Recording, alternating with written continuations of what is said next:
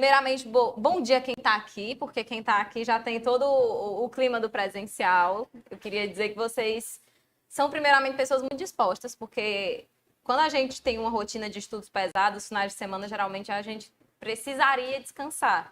Mas esse esforço a mais, ele sempre é uma coisa que nos exige, né? Uma coisa que nos chama para trabalhar. Então, a gente olha logo e diz, não tem jeito, eu tenho que ir mesmo, então sou eu e vamos. Que bom que vocês atenderam ao chamado que a gente acaba tendo que atender dessa responsabilidade.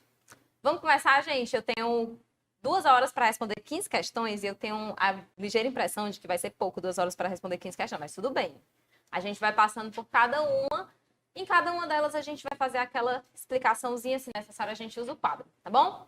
Então vamos lá, para a primeira questão. Não tem marcação de página, mas é a terceira página. Começa o direito penal. A primeira questão diz o seguinte: Renato, Bruno e Diego praticaram diferentes crimes de roubo com o emprego de armas brancas. Deixa eu só ver aqui se eu acho o marca-texto. Com o emprego de armas brancas. Renato, no ano de 2017, foi condenado definitivamente pelo crime de roubo majorado pelo emprego de arma, pois em 2015 teria, com grave ameaça exercida com o emprego de faca, subtraído um celular. Bruno foi condenado, em primeira instância, em março de 2018, também pelo crime de roubo majorado pelo emprego de arma, já que teria utilizado um canivete para ameaçar a vítima e subtrair sua bolsa. A decisão ainda está pendente de confirmação diante de recurso do Ministério Público apenas. Diego, por sua vez, responde à ação penal pela suposta prática de um crime de roubo majorado pelo emprego de arma, que seria um martelo, por fatos que teriam ocorrido em fevereiro de 2018, estando o processo ainda em fase de instrução probatória. Ocorre que, em abril de 2018, entrou em vigor lei alterando o artigo 157 do Código Penal, sendo revogado o inciso 1 do parágrafo 2º e passando a prever que apenas o crime de roubo com emprego de arma de fogo funcionaria como causa de aumento de pena. Considerando apenas as informações expostas e que a inovação legislativa não teria inconstitucionalidades, as novas previsões, aí nós temos aqui os nossos itens, né, nas alternativas A, B, C e D. Só para a gente, antes de chegar nos itens, eu queria só fazer um exercíciozinho com vocês. Quando a gente trata dessas alterações da lei penal durante um período de tempo, quando a gente fala desse conflito de leis penais no tempo, a gente vai lembrar de algumas coisas importantes. Primeiro, qualquer lei que chegue para piorar, lei nova, que seja mais grave, somente tem aplicabilidade dali para frente, do dia que ela chega para frente. É por isso que antes de 2018, antes dessa alteração, se qualquer dessas pessoas tivesse usado arma de fogo, para elas o aumento continuava sendo o antigo, de 1/3 até a metade. Não podia subir para o aumento novo de 2/3, porque ele é muito pior. Então, quando a lei penal é mais grave, quando a lei nova é mais grave, ela tem aplicabilidade apenas ex nunc, tá? Ela tem efeitos não retroativos ou prospectivos. Não retroativos ou prospectivos.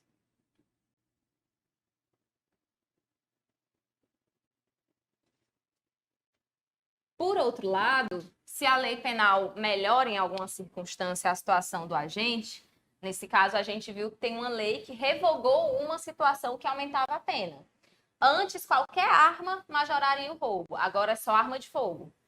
Tudo bem que isso tenha piorado a situação para quem usou arma de fogo antes, porque antes o aumento era de 1/3 até a metade, agora é de 2/3. Mas para quem usou qualquer arma que não era de fogo, como canivete, como a faca, como o martelo, essas pessoas não podem mais sofrer esse aumento de pena, essa majoração, porque surgiu a lei 13.654 de 2018, foi ela que fez essas alterações no artigo 157, e essa lei, para alguns agentes, para os agentes que usaram armas que não eram de fogo, é uma lei mais benéfica. Vocês perceberam que a mesma lei piorou para um pessoal e melhorou para outros, né? É porque sempre vai ser de acordo com o caso concreto. A mesma lei pode ter os dois efeitos. Quando eu vejo que para alguém essa lei foi mais benéfica, eu sei que essa lei tem efeito retroativo. Onde é que eu vou para justificar essa retroatividade? Eu posso pensar no artigo 5º. Ixi, esse daqui tá sofrido. Eu posso pensar no artigo 5º, inciso 40, aliás, XL, não LX. Diz assim, a lei penal não retroagirá salvo para beneficiar o réu. E o artigo 2º, parágrafo único do Código Penal, que diz a lei posterior, que de qualquer modo se aplicar ao agente, que de qualquer modo beneficiar o agente, se aplica aos fatos anteriores, mesmo que eles já estivessem decididos por sentença transitada em julgado. Depois que essa lei surgiu, inclusive, as varas de execução penal viram vários pedidos para baixar a pena, porque tinha gente que já estava cumprindo pena, mas queria que o aumento fosse retirado mesmo assim, porque é lei. Então, vamos lá, as alternativas. A pergunta é, as novas previsões, seriam aplicáveis a Diego, que ainda não possui sentença condenatória em seu desfavor, com base no princípio da retroatividade da lei penal benéfica, mas não seriam aplicáveis a Renato e a Bruno. Na verdade, a lei se aplica para todos eles, né? Vamos voltar para o enunciado. O Renato, Bruno e Diego foram acusados de diferentes crimes de roubo com emprego de armas brancas. Então, para os três, essa nova legislação pode se aplicar. Vamos lembrar que o artigo 2º, parágrafo único, diz que o trânsito em julgado não interfere. Ele pode ser beneficiado com a nova lei mesmo após esse marco. B.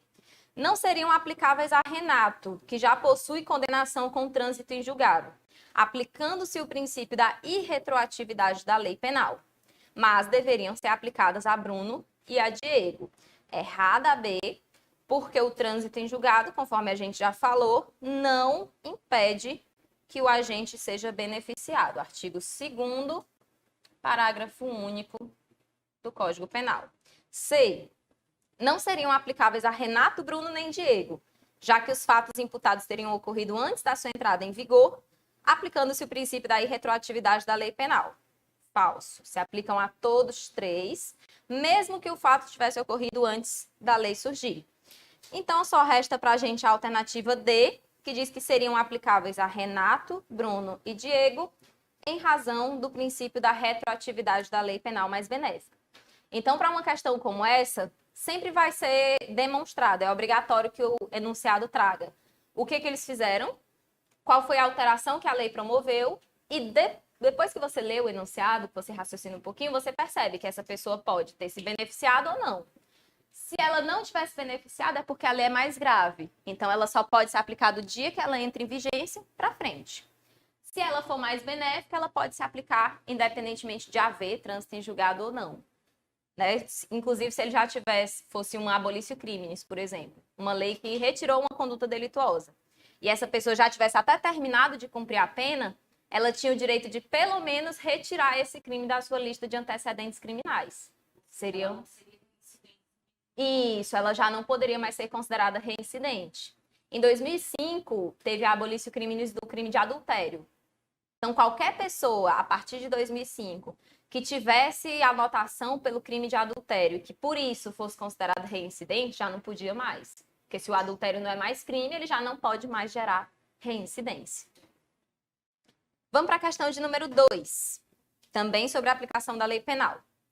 Júlia, nascida em 22 de maio de 2000, não mais aguentando o comportamento de sua prima, Renata, que constantemente a vinha ofendendo, resolve pôr fim àquele comportamento. Para isso, no dia 21 de maio de 2018, pega, sem que ninguém perceba, as chaves do carro do seu pai, que estava estacionado na garagem. E, enquanto a prima, de 18 anos, consertava a bicicleta, também na garagem, dá ré com o veículo e atropela Renata, que é imediatamente encaminhada ao hospital pelos tios. Em virtude das lesões internas sofridas, Renata vem a falecer em 25 de maio de 2018. Em procedimento administrativo para apurar os fatos, Júlia, acompanhada de advogado, confessa sua intenção de matar, apesar de se declarar atualmente arrependida. Concluído o procedimento, os autos são encaminhados ao promotor de justiça, com atribuição exclusivamente criminal. Com base nas informações expostas, o promotor de justiça criminal, em relação ao resultado morte, deverá. Uma dica que eu vou dar para vocês que vão fazer a prova. Sempre saibam quando uma pessoa precisa ter nascido para ela completar 18 anos no ano em que vocês estão fazendo a prova. Porque geralmente eles fazem isso. Tipo, uma pessoa faz uma prova em 2018. Aí eles colocam alguém que completaria 18 anos naquele ano. É só fazer as contas aqui, 2000, 2018.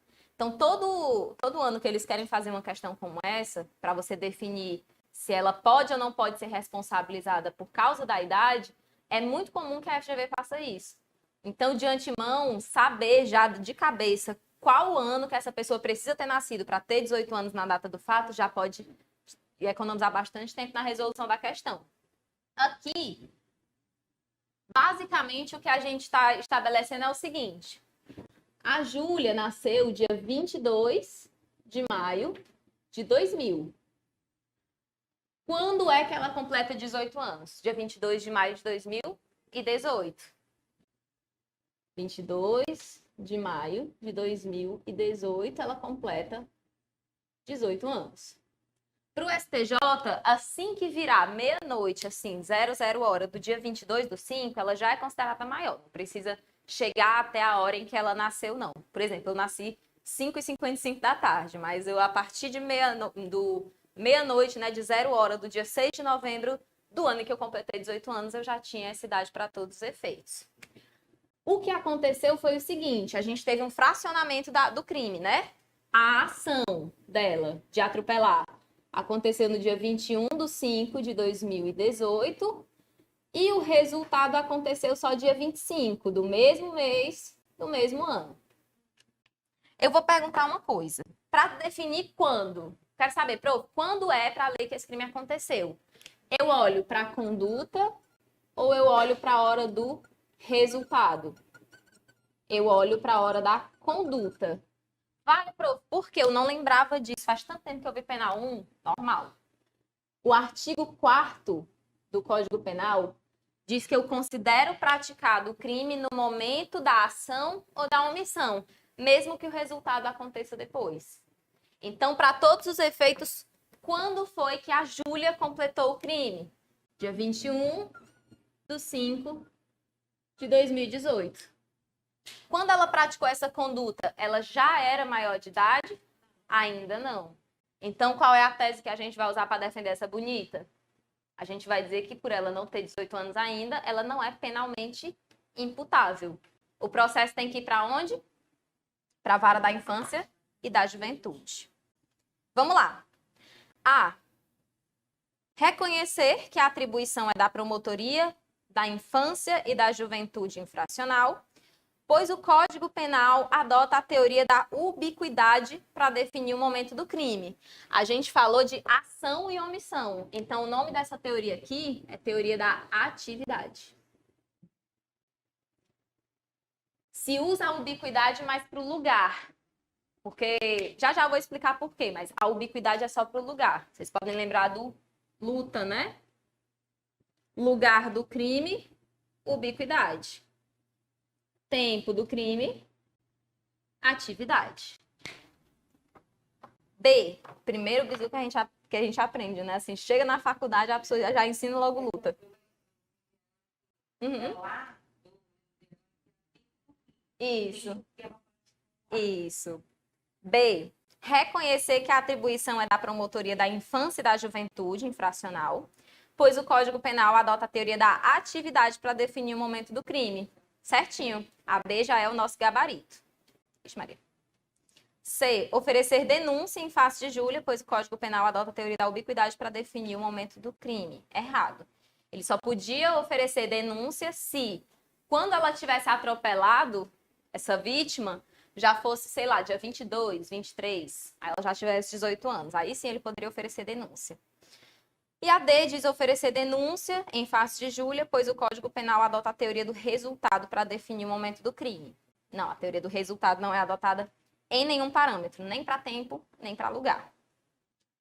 Questão de número 3.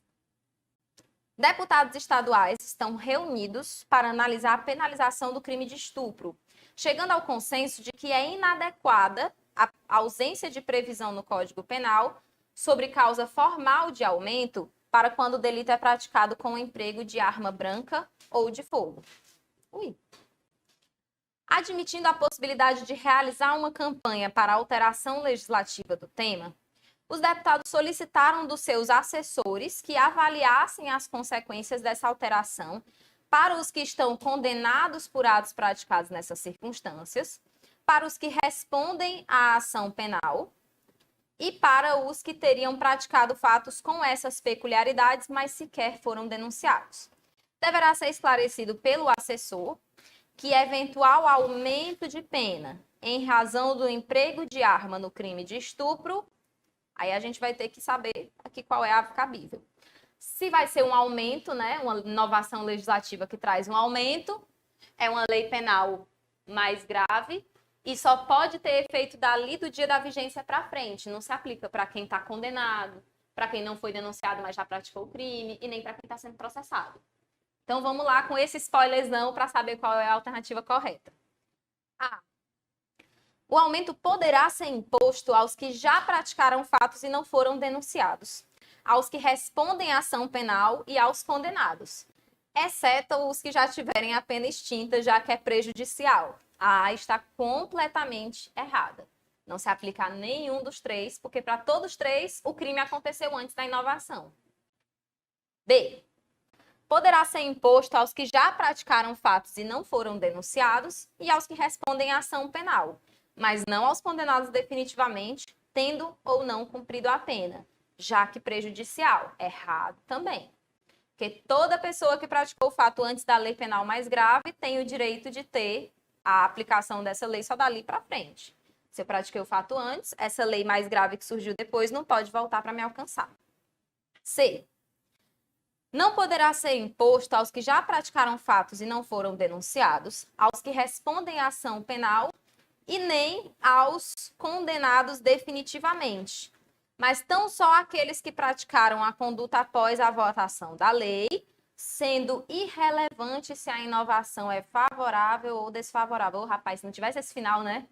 Tá quase certo, aí chega lá no final, ele diz, mas não importa se é favorável ou se é desfavorável. Claro que importa. Se for favorável, ela pode voltar e atingir os fatos anteriores. Se não for, ela já não pode. Então, essa situação aqui não vai ser relevante, não. Só resta a alternativa D, que diz que não poderá ser imposto aos que praticaram fatos e não foram denunciados, aos que respondem a ações penais e nem aos condenados definitivamente, mas só aqueles que praticarem a conduta após a entrada em vigor da lei, já que prejudicial. Então, o item D vai ser o item correto na questão número 3. Mévio, 4, né? Vamos passar para a questão 4. Mévio, deputado estadual, estava de férias com a sua família em uma embarcação brasileira de natureza privada na França, quando acabou por praticar um crime de lesão corporal grave contra um francês que foi desrespeitoso com os seus filhos. Dias após o delito, Mévio retornou ao Brasil sem que os fatos chegassem ao conhecimento das autoridades francesas. Mas, em razão de gravações por câmeras de celulares, o Ministério Público tomou conhecimento dos fatos. Considerando apenas as informações narradas, é correto afirmar que Mévio, a gente vai querer saber aqui o negócio de, ele praticou o crime fora do Brasil. Será que ele pode ser responsabilizado mesmo assim? Antes de eu ir para os itens, já que o intuito é a gente resolver isso junto. Ixi, Maria, aqui. Antes de eu ir para os itens, eu queria fazer algumas observações. Prof, a questão está falando de uma situação em que dentro do país, alguém, ou dentro de uma embarcação pública, ou que está a serviço do governo brasileiro, praticou um crime. Nesses casos, a gente chama de territorialidade. É quando acontece em qualquer uma das circunstâncias do artigo 5º do Código Penal.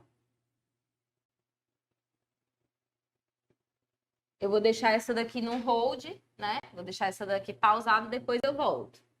Como na questão o deputado estava na embarcação privada e fora do Brasil, então a gente vai falar sobre a possibilidade de extraterritorialidade. Essa expressão tem esse nome porque, obviamente, eu quero saber se a lei brasileira pode se aplicar, mesmo que o crime tenha sido cometido fora dos limites do território. Então, extra de fora mesmo, fora do território brasileiro. Como é que eu vou saber se pode aplicar ou não a lei brasileira? Lá no artigo 7º do Código Penal, a gente tem as possibilidades que são aceitas. Tem algumas delas que não vão ter nem discussão, sabe? Não vão ter nem... Que susto. Não vão ter nem briga, assim. Nesses casos, mesmo que ele seja absolvido ou que ele seja condenado lá fora, ele ia responder aqui do mesmo jeito. Essas situações eu chamo de extraterritorialidade incondicionada. Todas elas estão no artigo 7º, inciso 1. Só para a gente pegar aqui o espírito do artigo 7º, inciso 1. Todas essas situações são situações muito importantes para o Estado brasileiro. Então, na linha A, vai ser punido de qualquer maneira a pessoa que praticar um crime fora do Brasil, contra a vida ou a liberdade do presidente da República, contra a administração pública sendo funcionário público, de genocídio, quando a pessoa que praticou o genocídio seja brasileira ou domiciliada no Brasil, e aqueles crimes contra o patrimônio, contra a fé pública dos entes políticos e dos entes da administração indireta. A gente tem União, Estado, Distrito Federal, municípios e os territórios também. Aí a gente tem fundações, autarquias, sociedade de economia mista e empresas públicas. Todas essas situações aí, a gente nem conversa. A gente só diz que aplica a lei brasileira e pronto. Por isso que ela se chama incondicionada. Tem outros casos que estão lá no inciso 2, que a gente vai chamar de extraterritorialidade condicionada. Que a pessoa até responde sob o parâmetro da lei brasileira, mas só se ela cumprir determinadas condições. Uma dessas condições, por exemplo, é entrar o agente no território nacional. O que foi que aconteceu aqui? Vou abrir aqui o artigo 7º, certo? O artigo 7º diz assim no inciso 2. Os crimes que por tratado ou convenção o Brasil se obrigou a reprimir. Não parece esse? B. Praticados por brasileiro. Pronto, uma hipótese aqui, praticado por brasileiro. E na C fala praticados em aeronaves ou embarcações brasileiras, mercantes ou de propriedade privada, quando em território estrangeiro e aí não sejam julgados. Também foi o que aconteceu, né? Ele estava numa embarcação brasileira, de propriedade particular, mas lá a justiça francesa não deu tempo nem de fazer alguma coisa. Ele já chegou ao Brasil, entrou no território brasileiro e não tinha nenhum tipo de ação ainda imposta contra ele. No parágrafo 2º diz assim, olha, nesses casos do inciso 2, somente pode ser aplicada a lei brasileira se o agente entrar no território nacional, se o fato também for punível lá onde foi praticado, se o crime está incluído naqueles pelos quais a lei autoriza a extradição, basta ter 2 anos de pena de prisão, pode ser reclusão, pode ser detenção. Não tenha sido o agente absolvido no estrangeiro ou não cumpriu pena lá, isso é fácil, ele nem foi condenado, nem foi julgado, nem foi nada. Então, não foi absolvido e nem cumpriu pena. E a não ter sido o agente perdoado no estrangeiro ou por outro motivo não está extinta a punibilidade, segundo a lei mais favorável. Então, ele pode ser responsabilizado? Pode, desde que essas 5 condições estejam satisfeitas. Vamos para os itens. A. Mévio não poderá vir a ser julgado no Brasil, já que o Código Penal adota o princípio da territorialidade e o crime foi praticado em território estrangeiro. Então, por que a gente tem norma de extraterritorialidade, né? Então, já que desmente essas hipóteses em que o crime aconteceu fora do Brasil e mesmo assim eu posso aplicar a lei brasileira, ela já não é a minha alternativa correta. B. Não poderá vir a ser julgado no Brasil, pois, apesar de o Código Penal prever hipóteses de extraterritorialidade, Mévio não estava a serviço da administração e a vítima era estrangeira. dentro daqueles requisitos, daquelas condições do parágrafo 2º, não tem a necessidade do agente estar em serviço, não tem a necessidade dele estar a serviço da administração pública, e nem de nacionalidade específica da vítima. Então, a B também não está correta. C. Poderá vir a ser julgado no Brasil, ainda que já houvesse sido julgado no estrangeiro, diante da extraterritorialidade incondicionada justificada por ser funcionário público, mas a eventual pena aplicada na França atenuaria a imposta no Brasil. Alternativa C diz que o caso no qual o Mévio incorreu é de extraterritorialidade incondicionada. Mas incondicionada são aqueles casos mais graves, né? Crime contra a administração pública, contra a vida, a liberdade do presidente, patrimônio, a fé pública dos entes políticos, genocídio. Não está aqui dentro desses casos, então a gente não pode chamar de incondicionada. E a D diz que ele poderá vir a ser julgado no Brasil, sendo indispensável que, dentre outras condições, o autor ingresse no país e não tenha sido absolvido na França. Ótimo. Ingressar no país está lá no artigo 7º, parágrafo 2º, a linha A, se eu não me engano, ou B? Deixa eu conferir que eu já não... A linha A, entrar o agente no território nacional. E a condição dele não ter sido absolvido na França está lá no artigo 7º, parágrafo 2º, a linha D, não ter sido o agente absolvido no estrangeiro ou não ter aí cumprido pena. Logo aqui na D, a gente vai ter a nossa alternativa correta, nosso gabarito. Dentro dessas questões, já te dou a palavra, amor. Dentro dessas questões, não tem, assim, muita invenção, sabe? Se você lembra de cabeça só das situações ali do inciso 1, das incondicionadas, e lembra que o resto precisa cumprir várias condições, uma prova como essa, uma questão como essa, você já desenrola. Então, é só assim, leitura exaustiva mesmo. Eu sei que o artigo 7º é muito ruim de ler, porque ele é todo desorganizado. Ele está organizado de um jeito que eu não gosto.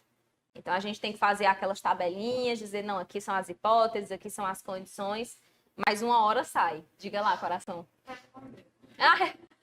Respondi. 5.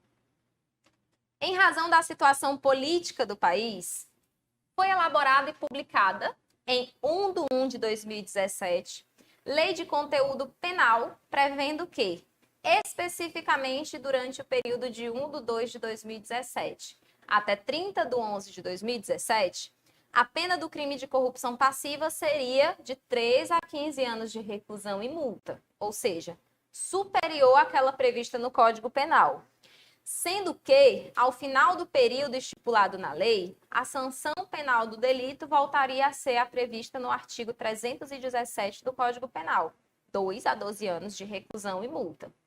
No dia 5/4 de 2017, determinado vereador pratica crime de corrupção passiva, mas somente vem a ser denunciado pelos fatos em 22/1 de 2018. Considerando a situação hipotética narrada, o advogado do vereador denunciado deverá esclarecer ao seu cliente que, em caso de condenação, será aplicada a pena de... Aí nós temos 2 a 12 e 3 a 15 dentro aqui das possibilidades que a questão nos traz. Quando você repara que tem uma lei que foi criada só para um certo período de tempo, ou então só para enquanto tal situação está acontecendo, a gente pode estar diante, respectivamente, de uma lei temporária ou de uma lei excepcional. E para tratar das duas, eu tenho o artigo 3º.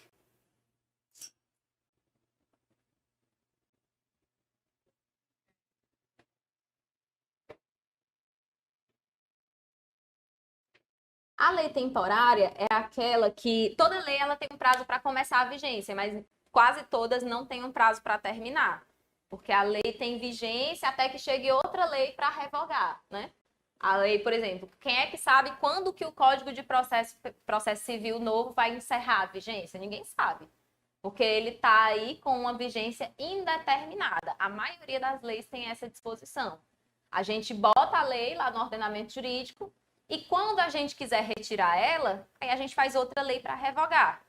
Então, quase todas têm essa vigência indeterminada. Aqui na lei temporária, a lei tem, além do termo inicial, um termo final. Ela sempre tem expressamente, olha, essa lei vai ter vigência até o dia tal. Essa lei vai ter vigência até a data seguinte. Vou dar um exemplo prático, que não é só esse da prova, né? Porque esse da prova a gente sabe que ele é hipotético. A Lei Geral da Copa. LGC, perdão. A Lei Geral da Copa, no artigo 36.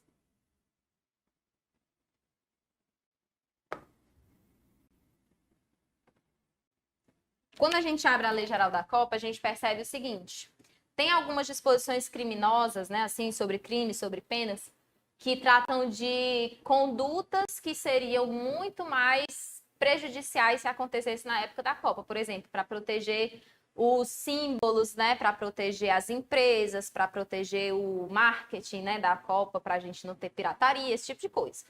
Tem vários crimes em relação a esses bens jurídicos. Quando isso acontece, né, quando eles criam esses crimes específicos, geralmente é só para esse determinado período, como foi o período da Copa. Então, o artigo 36 disse, olha, as disposições penais vão ter validade até o dia 31 de dezembro de 2014. Tem lá no artigo 36. Então, a própria lei trouxe o termo final, e as leis geralmente não trazem, é porque essa lei é uma lei temporária. A lei excepcional é um pouquinho diferente. A lei excepcional eu crio para tentar abarcar uma situação atípica que eu não sei quando acaba. A gente pode criar leis excepcionais, por exemplo, para período de guerra. Que aí a gente não sabe quando a guerra vai acabar. Não posso botar um termo final, mas eu coloco uma causa resolutiva, uma causa que vai acabar com aquela lei. Eita, direito civil 1, né? A gente coloca aqui uma causa resolutiva, uma causa que, encerrada, faz cessar os efeitos da lei.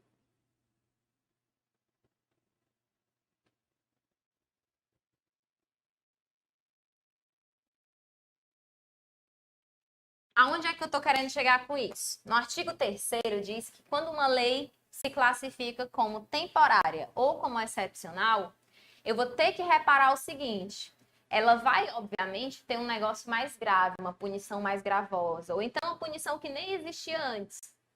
Mas ela tem que se aplicar mesmo sendo mais grave. Ela é uma exceção àquele princípio da retroatividade benéfica. Ambos os tipos dessas leis, ambas as espécies vão ter tanto autorrevogabilidade, vou colocar aqui, porque geralmente eu preciso de outra lei para revogar, né? Preciso de uma lei para revogar outra lei. Essas não. Chegou no final do prazo ou acabou essa causa, a lei se revoga sozinha. E além de ser autorrevogáveis, elas são ultra ativas. O que isso quer dizer? Que se a pessoa praticou o crime dentro do período dela, mesmo que ela só seja denunciada depois, mesmo que ela só seja sentenciada depois, isso não importa. Ainda assim, a lei temporária e a lei excepcional podem se aplicar para o caso dela. Eu vou voltar para o enunciado só para dar uma checada de novo nas datas. A lei tinha validade de 1º de fevereiro de 2017 até 30 de novembro de 2017. O agente, o vereador, praticou o crime de corrupção passiva em 5 de abril. Está dentro ou não está da lei? Está dentro do período. Já que essa lei é uma lei temporária, ela se aplica ao fato praticado dentro da sua vigência, mesmo que o juiz só consiga aplicar a punição depois. O que importa é o fato ter sido praticado lá naquele período. Como 5 de abril de 2017 está dentro do período de 1 de fevereiro até 30 de novembro, então a lei para ele se aplica sim, e a pena para ele vai ser a maior sim, de 3 a 15 anos. Vamos lá para os itens. 2 a 12 anos, alternativa A. 2 a 12 anos, observando-se o princípio da irretroatividade da lei penal mais gravosa. De forma alguma. A lei excepcional e a lei temporária funcionam de um modo diferente. B. 3 a 15 anos, diante da natureza de lei temporária da norma que vigia na data dos fatos. B está correto. A norma que surgiu tem prazo, então ela se chama lei temporária mesmo. E por isso ela se aplica já que ela era vigente na data dos fatos. C. 2 a 12 anos, observando-se o princípio da retroatividade da lei penal mais benéfica. Também não, porque excepciona no caso dessas duas leis. E a D. 3 a 15 anos, diante da natureza de lei excepcional da norma que vigia na data dos fatos. Essa norma, só tá errado esse item aqui, porque essa norma não é uma lei excepcional, é uma lei temporária. Sempre que ela tiver prazo, ela é uma lei temporária. O medo que a gente tem é de estar muito apressado e ver a alternativa correta de 3 a 15 anos e marcar assim, correndo para fazer as outras. E a FGV ela faz muito isso, ela faz... Se um item tá, com certeza você já sabe o quanto, mas você não sabe por quê, ela faz 2 itens muito parecidos, mudando só uma palavrinha. Foi o que ela fez aqui na B e na D. Colocou o mesmo tanto, mas disse que um era temporário e a outra era excepcional. Vamos para a questão 6 agora, para a gente encerrar essa parte de aplicação da lei penal. Em uma embarcação pública estrangeira, em um mar localizado no território do Uruguai, o presidente do Brasil sofre um atentado contra sua vida pela conduta de João, argentino residente no Brasil, que conseguiu se infiltrar no navio, passando-se por funcionário da cozinha, já planejando o cometimento do delito. O presidente do Brasil, porém, é socorrido e se recupera, enquanto João é identificado e preso na Bahia, um mês após os fatos. Considerando a situação narrada sobre a aplicação da lei penal no espaço, é correto afirmar que, mesma coisa daquele negócio de pode aplicar, aconteceu fora do Brasil. Mesmo assim, pode. Como o crime que foi praticado aqui foi um atentado contra a vida do presidente, a gente já sabe que é incondicionado. Então, vamos lá. A. Não pode ser aplicada a lei brasileira, já que o crime foi cometido no estrangeiro. Falso. Temos casos em que a lei brasileira se aplica mesmo que o crime seja praticado no estrangeiro. B. Poderá ser aplicada a lei brasileira com base no princípio da territorialidade. Territorialidade é quando está dentro do território, como ele estava no Uruguai e ele estava fora. Então, a B também não está certa. C. Poderá ser aplicada a lei brasileira, ainda que o autor do crime tenha sido absolvido ou condenado no estrangeiro. Tá certo. Essa alternativa C aqui, se vocês quiserem anotar, vai ser ótimo. Tá igualzinha o artigo 7º, parágrafo 1º. Ele fala assim: nos casos do inciso 1, a lei penal brasileira pode ser aplicada mesmo que o agente tenha sido condenado ou absolvido no estrangeiro. Tá igualzinho essa disposição, igualzinha essa disposição do artigo 7º, parágrafo 1º. E D, poderá ser aplicada a lei brasileira desde que o autor do crime não seja julgado no estrangeiro. Em outras situações, né, nas situações condicionadas, a gente podia até balançar. Mas como é a vida do presidente da República, não tem condição alguma. Ele tem só que ser punido mesmo, ainda que ele tenha sido absolvido ou condenado lá fora. Uma coisa que eu também queria falar para vocês. Também deem um pouquinho de atenção ao artigo 8º, certo? Porque o artigo 8º fala sobre a pena que foi imposta no estrangeiro. A gente acabou de ver que não importa, nos casos de extraterritorialidade incondicionada, se o cara foi absolvido ou condenado lá fora. Só que se ele tiver sido condenado e tiver cumprido pena, a pena que ele cumpriu lá pode diminuir a pena que vai ser imposta aqui. Vamos imaginar que lá fora descobriram o que ele fez e impuseram a ele uma pena de 12 anos. Isso no estrangeiro. Aí vamos supor que depois dele cumprir esses 12 anos, o crime ainda não estava prescrito aqui, ele veio para cá e foi condenado a 20 aqui no Brasil. O que vai acontecer com a pena dele? Vai ser diminuído o tanto de pena que ele já cumpriu. Prof, a questão não falou que ele cumpriu pena, não. Falou que ele foi condenado a 12 anos, mas ele fugiu. Ah, então ele vai ter que cumprir os 20 na integralidade. É a pena cumprida no estrangeiro que atenua a pena que ele tem no Brasil. Então, se ele cumpriu 12 anos, então agora a gente diminui desses 20, 12, ficam 8 anos. E esse tanto de pena ele ainda tem que cumprir no Brasil. Ele ainda tem uma dívida por aqui.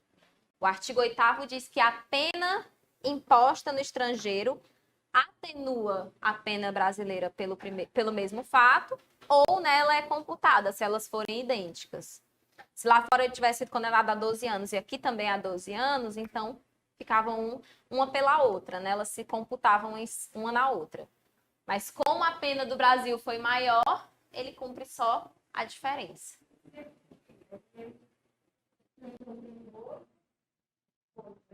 Aqui no Brasil, já que ele já cumpriu os 12 anos lá no estrangeiro, ele cumpre só os 8, que é só a diferença. Vamos lá para a 7ª questão, começar as questões sobre tipicidade. Durante uma tragédia causada pela natureza, Júlio, que caminhava pela rua, é arrastado pela força do vento e acaba se chocando com uma terceira pessoa, que, em razão do choque, cai de cabeça no chão e vem a falecer. Sobre a consequência jurídica do ocorrido, é correto afirmar que a tipicidade do fato restou afastada por ausência de tipicidade formal, apesar de haver conduta por parte de Júlio. B. A tipicidade do fato restou afastada, tendo em vista que não houve conduta penal por parte de Júlio. C. O fato é típico, ilícito e culpável, mas Júlio será isento de pena em razão da ausência de conduta. E D. A conduta praticada por Júlio, apesar de típica e ilícita, não é culpável, devendo esse ser absolvido. Deixa eu só fazer aquela arvorezinha do crime, porque ela é necessária aqui.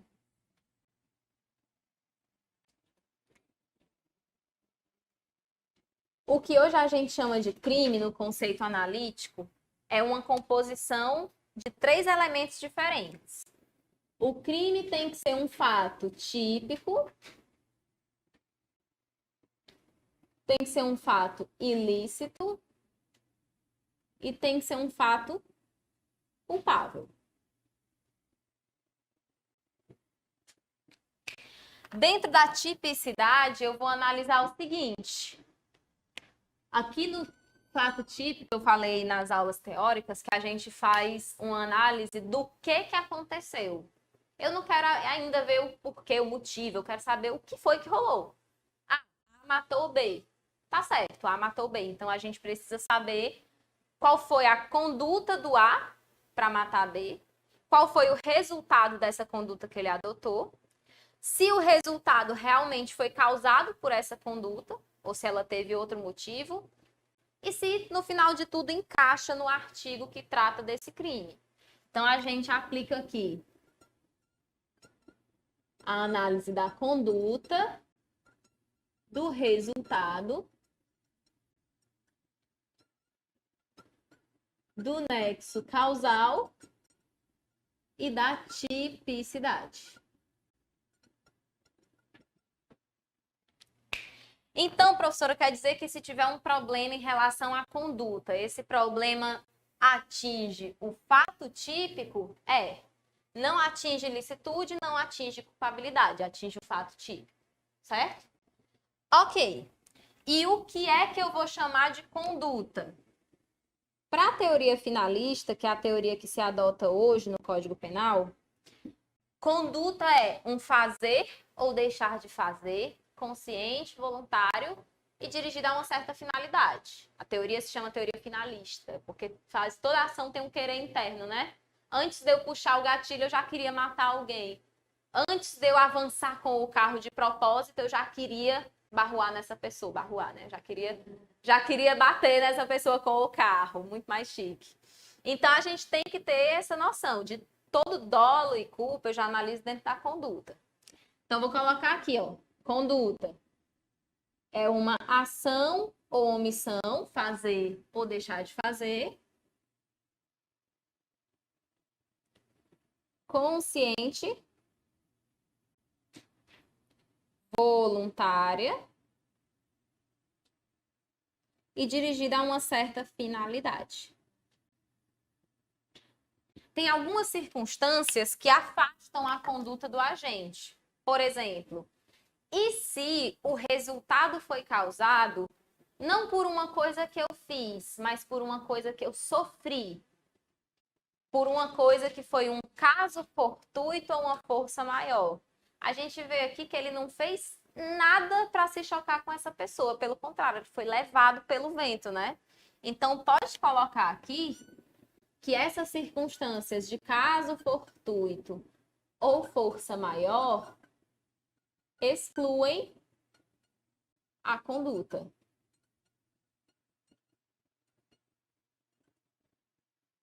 Se você está dirigindo numa BR, assim, numa marginal, e uma pessoa se joga na frente do seu carro, é claro que a colisão matou essa pessoa, mas você fez alguma coisa para isso? Ou foi a pessoa que se jogou? É fortuito, eu não tenho como adivinhar, né?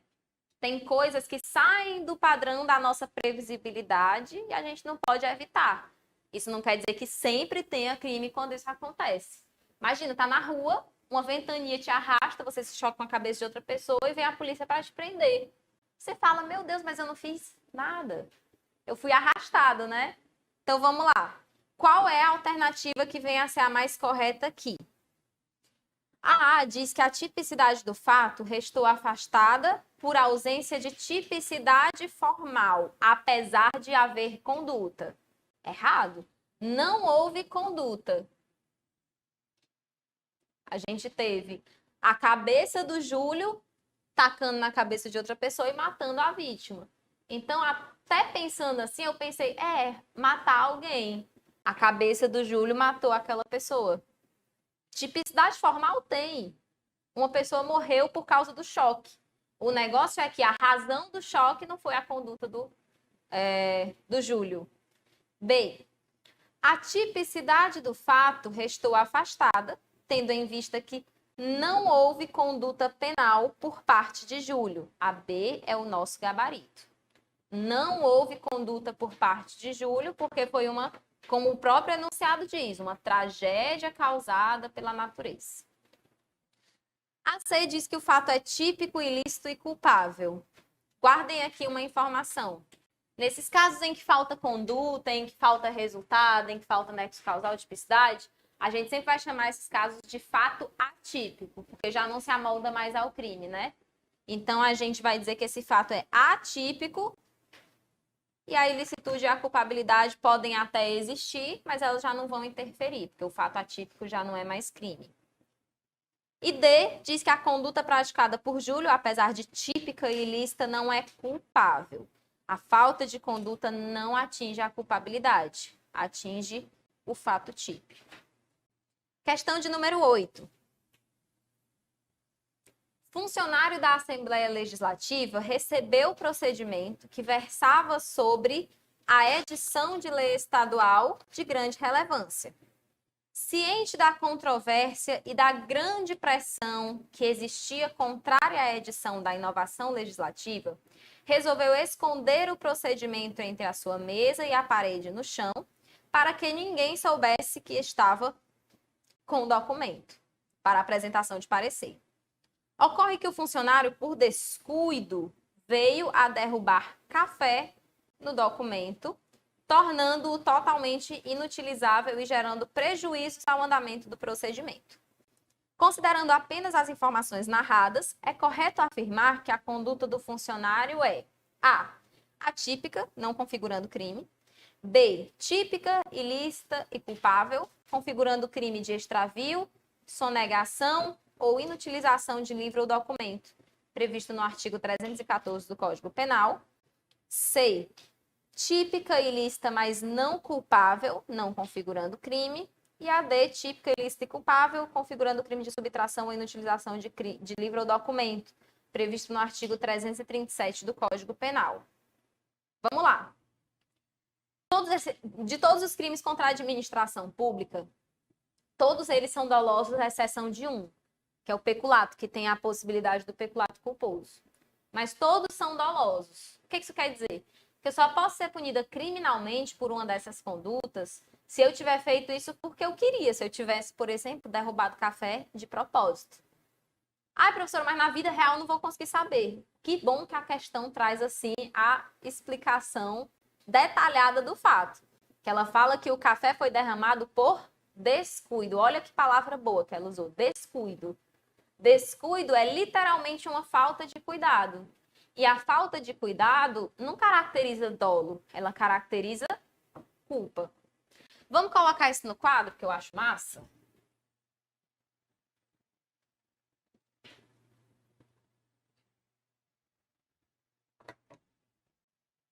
Todo crime que alguém queira me imputar, se esse crime é doloso, tem que ser comprovado que eu, praticando essa conduta, agi com consciência do que estava fazendo e com vontade de agir daquela forma. Prof, na questão está dizendo que não foi por vontade, ele não derrubou o café de propósito, ele derrubou por falta de cuidado, por descuido. Então, pode ser que a gente esteja diante da culpa. A culpa é uma quebra de um dever de cuidado objetivo.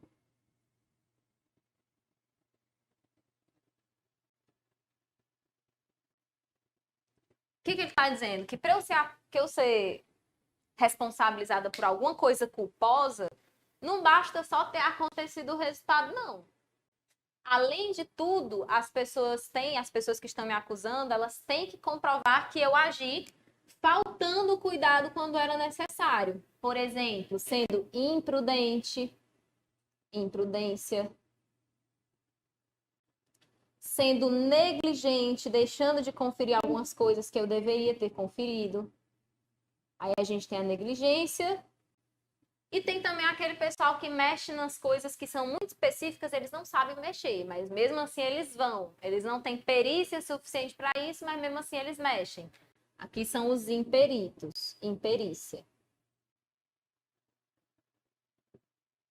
Se só o resultado bastasse, aquele cara da questão de número 7 poderia ser punido por homicídio culposo. Porque a cabeça dele se chocou com o outro, ele matou. Mas não é só o resultado. Eu tenho que comprovar que, de algum modo, o comportamento dele contribuiu, ou por vontade, ou porque ele não tomou cuidado suficiente. O negócio sobre os crimes culposos, talvez a coisa mais importante que vocês tenham que saber sobre os crimes culposos, é a tipicidade. Prof, como assim? Em qualquer livro que você abrir, que você for ler sobre crime culposo, você sabe que o crime culposo só existe quando ele tem expressa previsão legal. Então, eu sei que o homicídio culposo existe porque eu sei onde ele está. Ele está no artigo 121, parágrafo 3º. Se não existisse, professora, aí as pessoas só poderiam ser punidas por crime de homicídio se elas praticassem com dolo. Então, o crime só existe na forma culposa. Só existe na forma culposa se houver expressa disposição legal. Tem isso disposto de outra maneira no artigo 18, parágrafo único.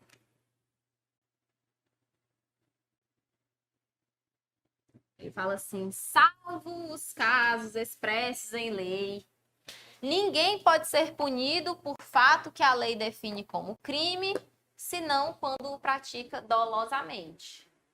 Ele diz, olha, nos casos em que a lei prevê essa conduta culposa, tudo bem. Mas nos casos em que a lei não prevê o crime na forma culposa e o agente tem que ser responsabilizado por crime, ele não vai ser. O artigo 314, por exemplo, ele não existe previsão sobre ele na forma culposa. Então, eu só posso ser punido pelo artigo 314 se eu praticar com dolo.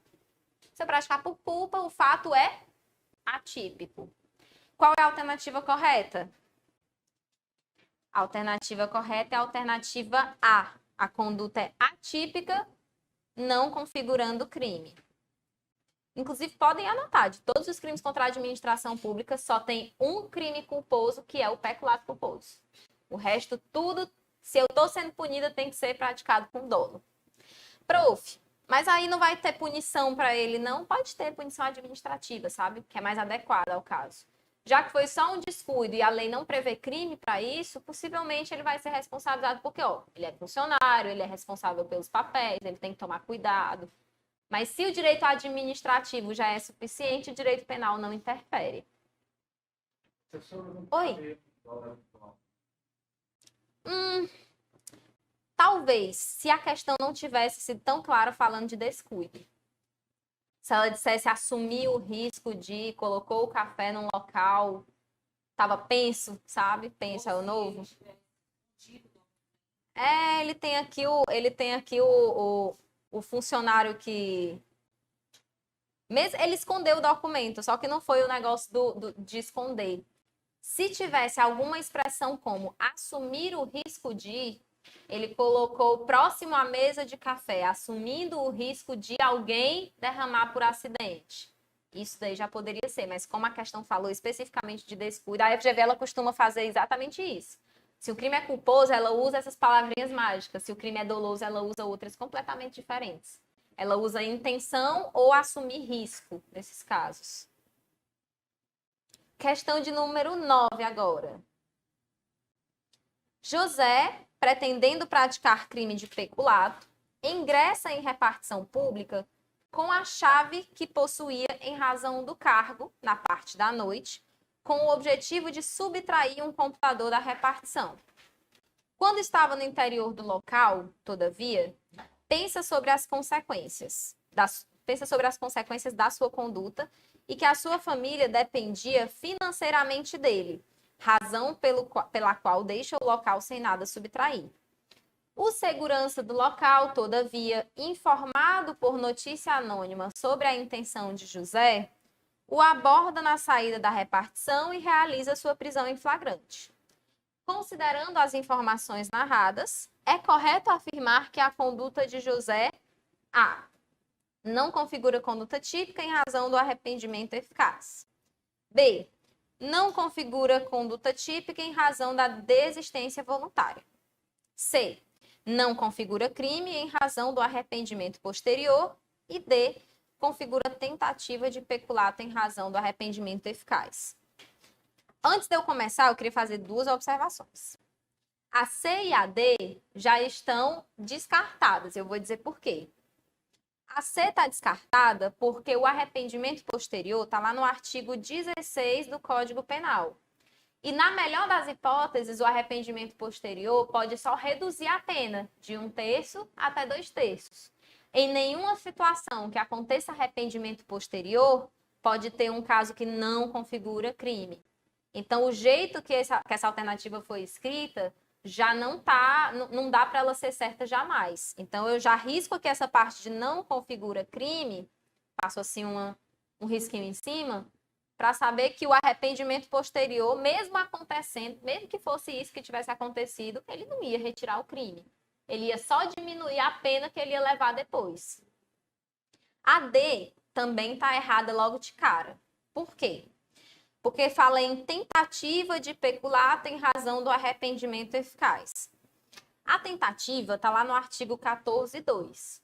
O Código Penal constitui... 2 são os numerozinhos romanos, tá? 14, inciso 2.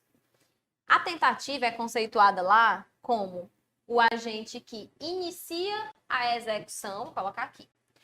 O agente que inicia a execução de um crime, mas que ele não consegue consumar por circunstâncias alheias à sua vontade.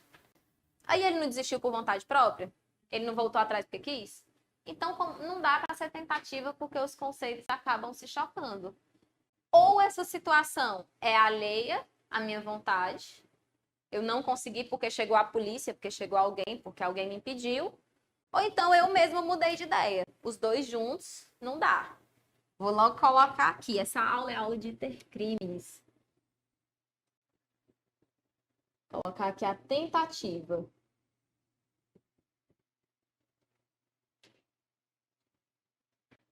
Artigo 14, inciso 2 do Código Penal.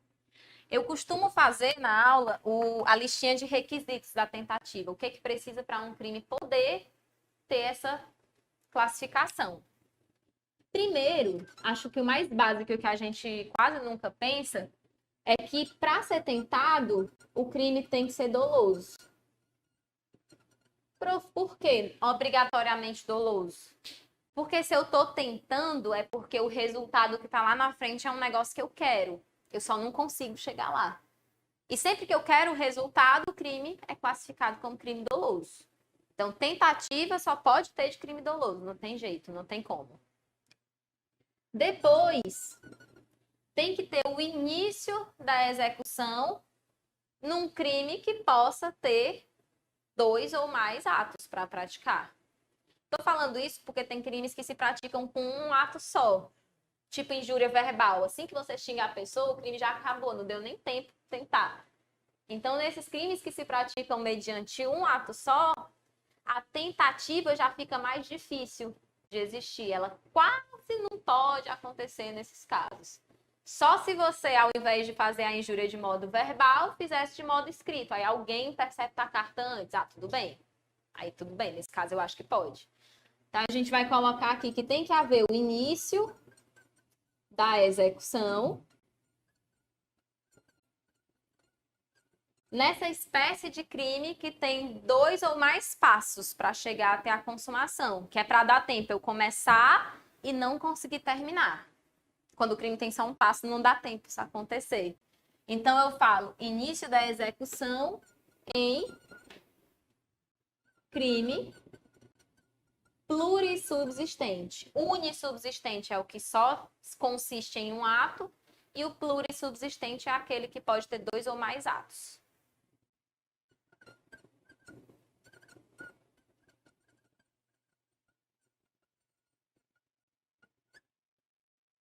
Então, ele começa. Falta uma coisa para terminar a tentativa.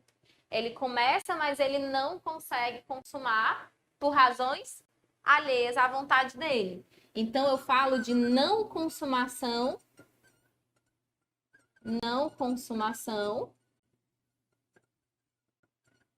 involuntária, já que é uma não consumação por circunstâncias alheias à sua vontade.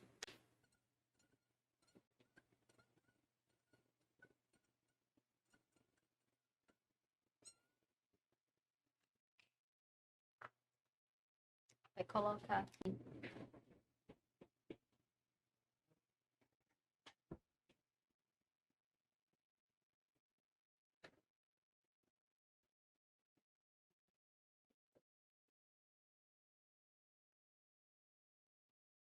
Circunstâncias alheias à sua vontade.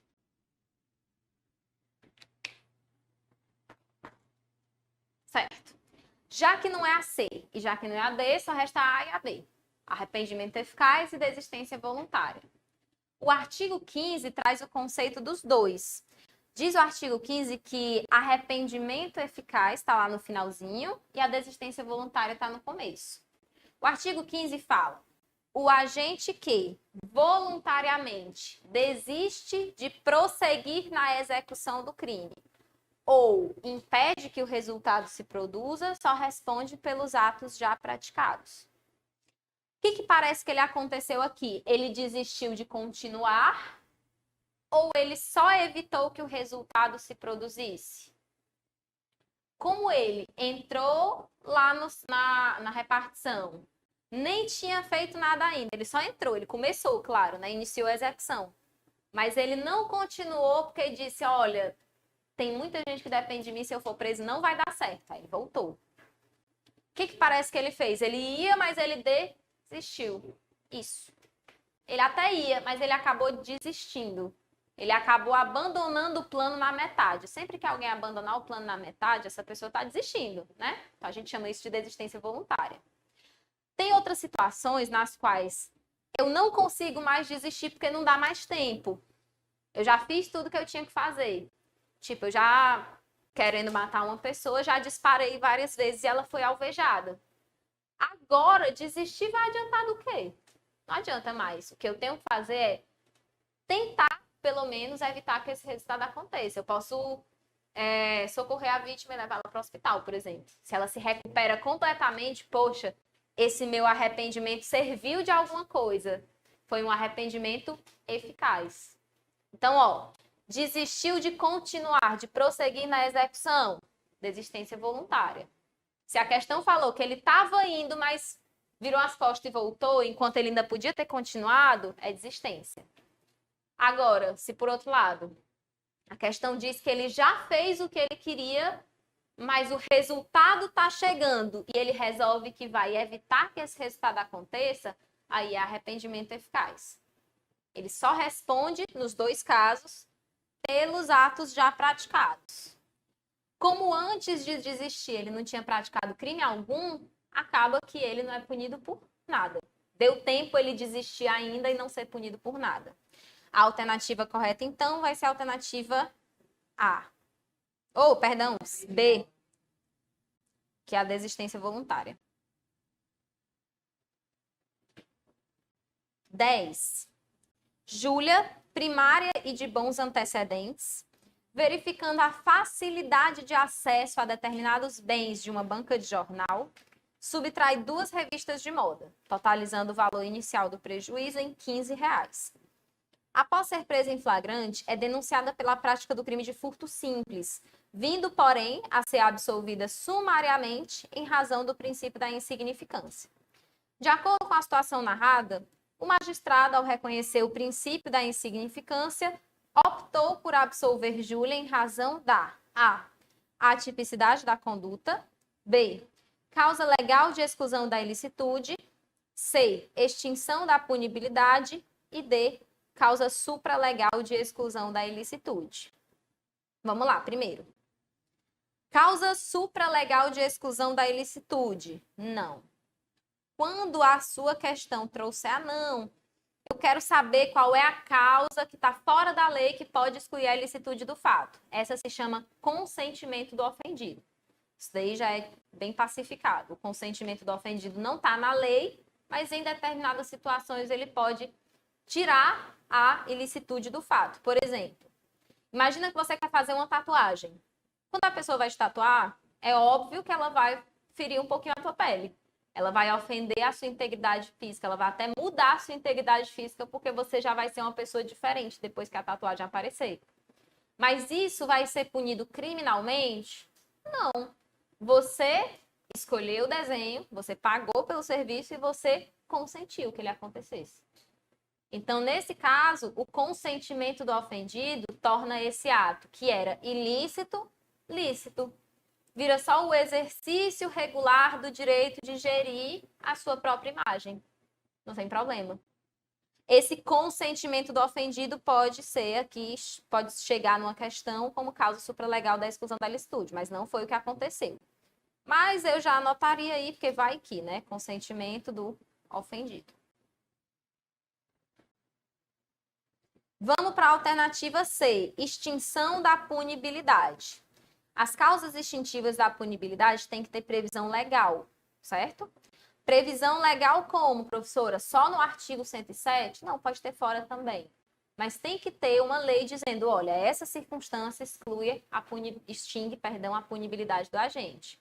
Assim como tem em todos os incisos do artigo 107, assim como tem no artigo 312, para o peculato culposo, lá no parágrafo 3º. Se o agente que foi acusado de peculato culposo repara o dano até a sentença irrecorrível, ele fica o quê? Com a punibilidade extinta. Então, tem lei para dizer isso. O princípio da insignificância até hoje não está em lei alguma. Ele é uma construção doutrinária e jurisprudencial. Já que ele não está em lei alguma, eu já matei também a alternativa B, né? Não pode ser uma causa legal de exclusão da ilicitude se o princípio da insignificância não tem, né, base legal. Ele não tem, assim, uma disposição legal que o regulamente. Então, causa legal não pode ser. Prof, mas quando a questão puxar essas causas legais de exclusão da ilicitude, eu vou pensar em quê mesmo? Vou pensar em estado de necessidade, em legítima defesa, em estrito cumprimento do dever legal e exercício regular de direito. Então, lá no artigo 23. Tem outras causas também. Dá até para vocês irem anotando. No artigo 218C, a gente tem o parágrafo 2º. O artigo 218-C do Código Penal é aquele que fala sobre compartilhamento de imagens íntimas, sabe? Da pessoa fica passando imagens íntimas, ou vídeos, ou fotos íntimas sem autorização. No parágrafo 2º, tem uma causa de que exclui a licitude que diz que se a imagem, ou vídeo, ou áudio foi utilizada em uma publicação de natureza jornalística, científica, acadêmica, informativa de um modo geral, por exemplo, num documentário, e eu consegui o consentimento de quem aparece, ou eu adotei uma forma de não identificar a pessoa, tipo, eu consegui um filtro que não identifica a vítima, então pronto, essa pessoa, já que está fazendo nessas condições, e já que conseguiu o consentimento, ou a vítima não pode ser reconhecida, ela não vai ser punida, vai excluir a ilicitude dela, da conduta que ela praticou. No artigo 146, parágrafo 3º, também tem, do constrangimento ilegal. Não se considera constrangimento ilegal, por exemplo, a coação exercida para evitar suicídio. Então, se uma pessoa está intentando suicídio e eu quero retirá-la dessa ideia, eu vi que ela estava lá em cima saindo assim pela janela, querendo pular, mas eu achei um jeito de amarrar ela por um breve momento, até chamar alguém, até chamar um psiquiatra, até chamar uma assistência. Depois desamarrei e disse, olha, eu só fiz isso porque eu fiquei com muito medo, queria evitar que você praticasse o suicídio, desculpa e tal. Tudo bem, essa pessoa já não pode ser punida por constrangimento ilegal. Porque constrangimento ilegal é você obrigar alguém a não fazer o que a lei não proíbe. Nenhuma lei me proíbe de exercer suicídio, de efetuar isso contra mim mesma. Mas, nesses casos, a lei escolheu que a coação exercida para evitar o suicídio poderia ser uma forma de demonstrar solidariedade, de demonstrar empatia. Então, ela resolveu não punir quem faz isso. É claro que dentro de certos limites, né? Não pode deixar a pessoa amarrada para sempre. Misericórdia. E tem também o artigo 128 do Código Penal, que fala das hipóteses de aborto permitido, tá? Lembrem que também são situações, para a maioria da doutrina, que excluem a ilicitude. Só resta a alternativa A, que fala da atipicidade da conduta, e eu vou dar uma explanaçãozinha aqui sobre o princípio da insignificância bem rápido.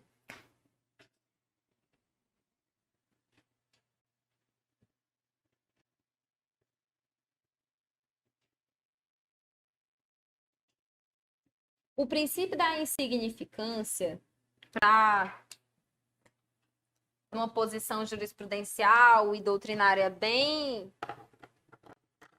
firme, né? Bem específica, bem uníssona, diz que se ele acontece, se o princípio da insignificância pode ser aplicado para algum caso, ele deixa esse fato materialmente atípico. Então, eu vou colocar aqui, a insignificância gera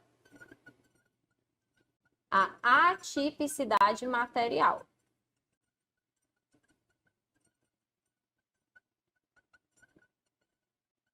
Essa história de tipicidade material e formal é porque a gente pode olhar para o crime de dois jeitos. A gente pode dizer que, assim, olhando limpo e seco, fulano de tal subtraiu 2 revistas, pois ela praticou furto. Formalmente está igualzinho, subtrair para si ou para outra em coisa alheia móvel. Só que na hora que a insignificância entra em cena, ela fala, tá, mas vamos analisar de outro ponto de vista, vamos analisar materialmente. Qual é o prejuízo efetivo para o patrimônio dessa pessoa, a perda de R$15?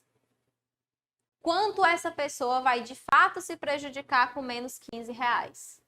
Aí a pessoa pensa, pode até a gente pensar que já que são só R$15, nessa análise de fato aí, esses R$15 são insignificantes. É como se não houvesse uma lesão ao patrimônio grande o suficiente para sustentar 1 a 4 anos de reclusão, que é o que o furto simples gera. Então, 1 a 4 anos de reclusão já é uma pena. Reclusão, né, gente? 1 a 4 anos. Por causa de R$15. A lei meio que considera que nesses casos, já que formalmente é crime, porque de fato ela subtraiu, de fato era uma coisa alheia, de fato foi para ela ou para outra pessoa, ela pensa, materialmente a gente pode analisar que não teve tanta reflexão prática assim. Não teve tanta efetividade assim não gerou tanto prejuízo quanto a gente previa que um furto poderia gerar. Então, materialmente, esse fato seria atípico. Para verificar a insignificância, é possível que a questão peça os requisitos, mesmo que disfarçadamente, mas é possível que ela tenha ali essa exigência. Então, os requisitos eu vou lembrar com a siglazinha MARI. MARI vai me ajudar a lembrar. O que eu vou lembrar com a MARI? A gente tem aqui, eu vou escrever ainda, a mínima ofensividade da conduta, a ausência de periculosidade social, a reduzida reprovabilidade do fato e a inexpressividade da lesão causada. Então, vamos lá devagar, de um por um. Primeiro, mínima ofensividade da conduta.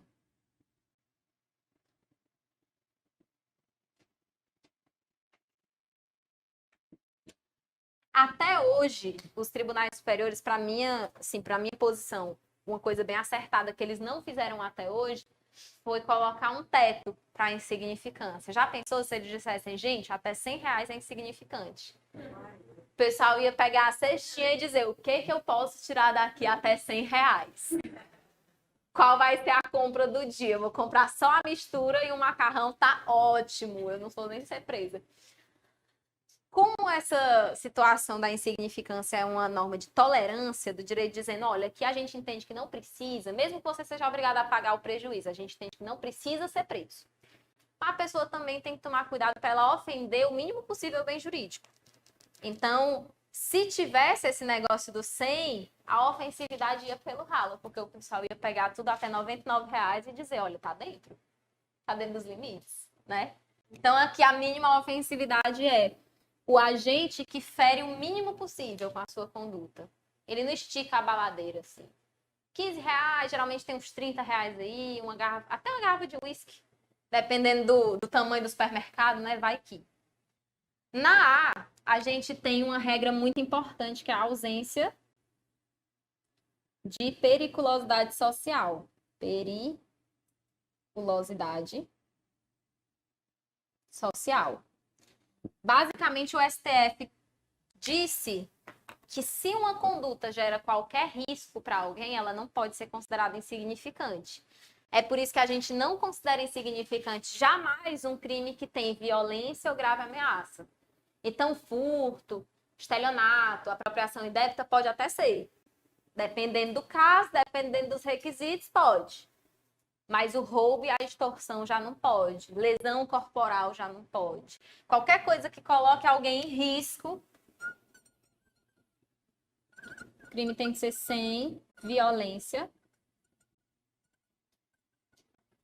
ou grave ameaça.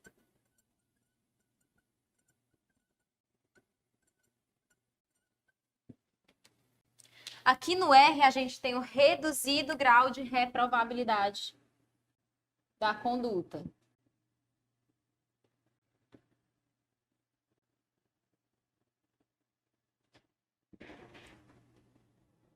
A reprovabilidade é você achar feio, certo?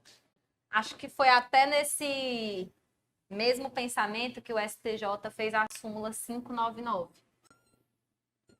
A súmula 599 do STJ diz que não se admite o princípio da insignificância em relação aos crimes contra a administração pública. Imagina que tu tá no Detran fazendo a prova de direção e a pessoa te pede R$2. Aí você grava a conversa, porque você não é besta, né? Aí você consegue mostrar para os superiores, mostrar para a polícia. E ele vai se defender dizendo assim, mas foi só R$2. Mas só R$2 não interessa, você é funcionário público, fera. Você tem que botar a sua cara ali para respeitar a moralidade administrativa. Então, mesmo R$2 já é suficiente para tornar a sua conduta tão reprovável a ponto de justificar a sua punição. Você não tinha que estar adotando essa conduta nem por R$1, que dirá por 2, ou por qualquer valor que seja. Então, o valor aí não ia servir para defendê-lo. E, por último, a gente tem também que ver o ponto de vista da vítima, né? A gente tem que declarar ou verificar se a houve a inexpressividade da lesão.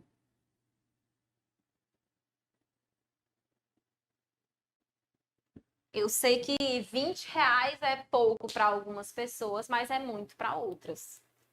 O furto de uma bicicleta pode ser pouco para alguns supermercados, mas pode ser muitos para quem tem a bicicleta para se locomover. Então, é sempre uma situação de vamos ver qual é o poder aquisitivo da pessoa que foi vítima desse crime. No caso aqui foi uma banca de jornal. Uma banca de jornal, 2 revistas. Tudo bem. Mas e se fosse um catador que teve um dia péssimo, não conseguiu pegar muita coisa, e alguém só para sacanear foi lá e pegou os jornais dele, assim. Jornal que você vai ver vale R$ 20. Um kitzinho de jornal assim. Você vai ver vale R$ 20, mas para ele esses R$ 20 era um almoço, era uma janta. Então já é diferente do ponto de vista da vítima. Valor sentimental costuma também contar. É claro que não pode ser só valor sentimental, né? Porque o maçom, ele sempre fala que para uma coisa poder ser subtraída, ela tem que ter algum valor financeiro.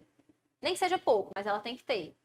Coisas que são só de estimação, tipo uma pedra que você catou numa praia que ela é muito bonita e que ela parece valer alguma coisa, mas ela não vale.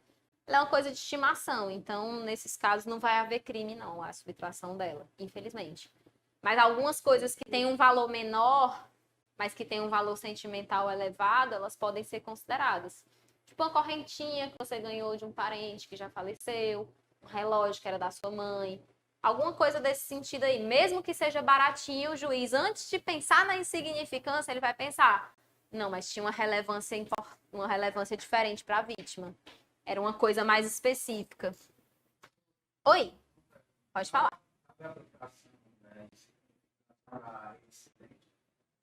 A aplicação da a reincidência, mesmo a reincidência específica, não é suficiente para afastar a insignificância. Então, é possível, sim. Não afasta só porque a reincidência aconteceu, não. O STJ costuma deixar mesmo assim em alguns casos. Ela pode ser levada em consideração, sim. 11 a 10, alternativa A. 11. Ao final das comemorações da noite de Natal com a sua família, Paulo, quando deixava o local, acabou por levar consigo o presente do seu primo Caio, acreditando ser o seu, tendo em vista que as caixas dos presentes eram idênticas.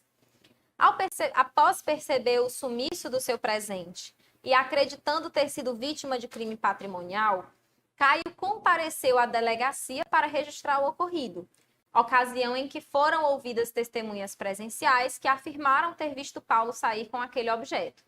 Paulo, ao tomar conhecimento da investigação, compareceu em sede policial e indicou onde o objeto estava, sendo o bem apreendido no dia seguinte em sua residência. Preocupado com a sua situação jurídica, Paulo procurou a Defensoria Pública. Sob o ponto de vista jurídico, a sua conduta impõe o reconhecimento de quê? Aí a gente tem aqui erro de proibição, crime de furto, erro sobre a pessoa e erro de tipo. Vamos lá. Como seria se essa questão tratasse de erro de proibição? Erro de proibição é quando você não sabe que tal conduta é errada. Isso acontece, por exemplo, quando eu dei esse exemplo em sala de aula. Em países com políticas de drogas diferentes, se ele vem para cá para o Brasil e vê que o Brasil assim tem o carnaval, né, o samba, o futebol, o pessoal vai pensar qual é o problema de usar droga nesse país, só que aqui a droga é proibida, entendeu? Então, se a pessoa chega aqui desconhecendo que existe essa proibição e consome droga e é presa por isso, aí seria erro de proibição. O erro de proibição é você não ter conhecimento que aquela conduta é errada. E aqui não tem nada apontando que o Paulo não sabia que furtar era crime. Eu acho que ele sabe, até ele foi esclarecer, né, o ocorrido. Ele disse, olha, o presente está aqui, eu não furtei nada não, eu sei que furtar é errado, mas eu não furtei nada não. Então, o erro de proibição já não é. B. Foi praticado crime de furto, mas deverá ser reconhecida a causa de diminuição de pena do arrependimento posterior. O furto é um crime que só existe na forma de dolo, né? Então, para eu ser acusada de furto, a pessoa tem que dizer que eu sabia que essa coisa era alheia e que mesmo assim eu tive vontade de subtraí-la para mim ou para outra pessoa. Como aqui a questão diz que foi um engano, crime de furto já não pode ser. A falta dessa consciência, que foi o que aconteceu aqui, ó, faltou consciência, ele pegou por engano, né? Faltou ele saber que aquele não era o presente que pertencia a ele. A falta de consciência prejudica o dolo. Então, ele não pode ser punido por furto se subtrair não era o que ele queria. B, tá errada. Mas, prof, e se ele tivesse mesmo subtraído e praticado o crime de furto? Podia ter a redução de pena do arrependimento posterior? Podia.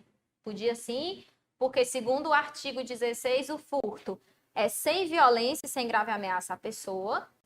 Ele teria reparado o dano ou restituído a coisa por ato voluntário e a pena poderia ser reduzida de 1 a 2 terços.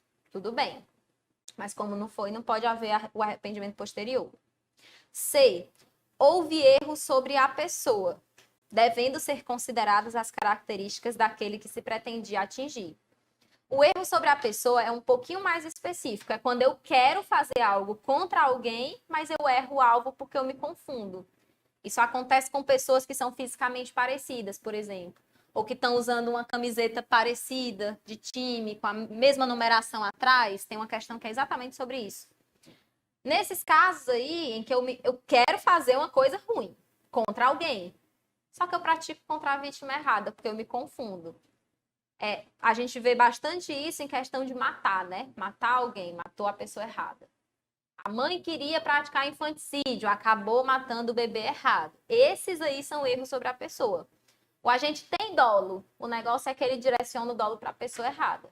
Aqui é um caso em que o agente não tem dolo de jeito algum. Só resta a alternativa D, que é o erro de tipo.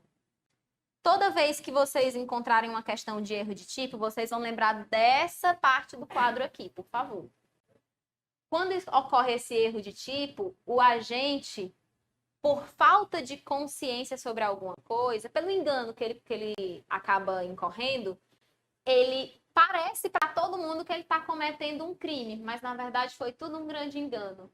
Ele não tinha plena consciência do que estava acontecendo, ele não tinha consciência de que estava levando uma coisa alheia para casa. Então, quando isso acontece, se não tem consciência, não pode ter dolo.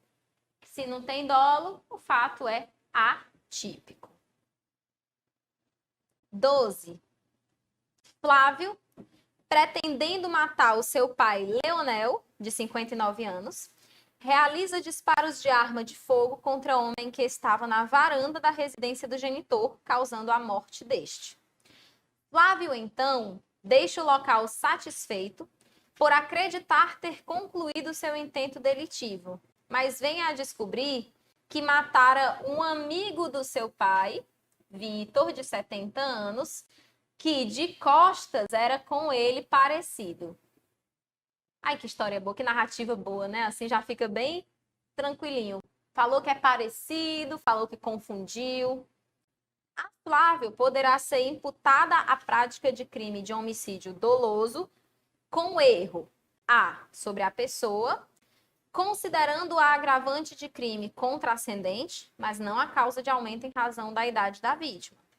B, sobre a pessoa, considerando a causa de aumento em razão da idade da vítima, mas não a agravante de crime contrascendente. C, de execução, considerando a agravante de crime contrascendente, mas não a causa de aumento em razão da idade da vítima. E D, de execução, considerando a agravante do crime contrascendente e a causa de aumento em razão da idade da vítima. E a causa de aumento, né? Vamos lá. Onde é que eu boto? Vou botar aqui.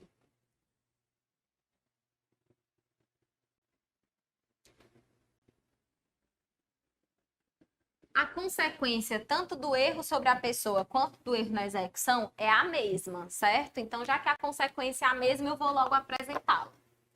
Sempre que, ou porque eu me confundi, ou porque eu errei na hora de executar o crime, eu acerto a pessoa errada, A consequência está lá no artigo 20, parágrafo 3º do Código Penal. No finalzinho, na parte final. A parte final diz que não se consideram, nesse caso, as qualidades da vítima atingida, senão as da pessoa contra quem o agente queria praticar o crime. Então, vou colocar aqui. Consideram-se as características da vítima pretendida, da pessoa que ele queria atingir. Consideram-se as características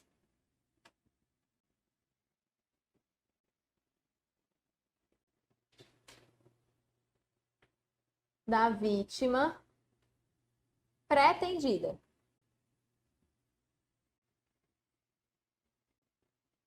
Prof, o que isso quer dizer? Que toda questão que tiver um desses dois erros, vocês vão olhar para ela e perguntar: e se ele tivesse matado mesmo quem ele queria? Ele respondia como?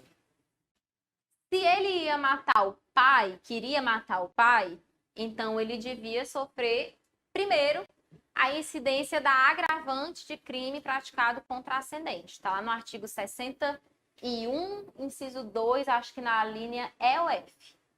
Vou dar uma conferida aqui, inclusive, porque é bom também. 61. São circunstâncias que sempre agravam a pena quando não constituem ou qualificam o crime. Inciso 2. Ter o agente cometido o crime, a linha E mesmo. O agente cometido o crime contra ascendente, descendente, irmão ou cônjuge.